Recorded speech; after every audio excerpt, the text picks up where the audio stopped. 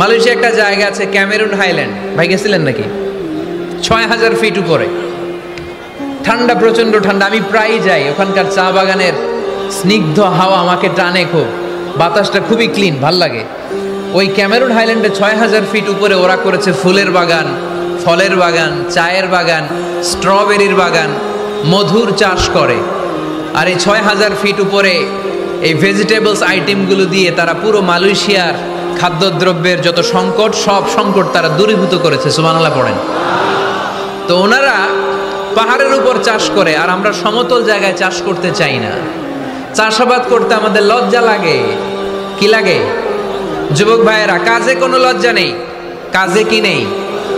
পরিশ্রমে লজ্জা নেই। লজ্জা হচ্ছে অলসতায়, লজ্জা হচ্ছে অকর্মণ্যতায়। আমরা কাজ করে খেতে চাই, পরিশ্রম করে খেতে চাই। রাজি আছো সবাই?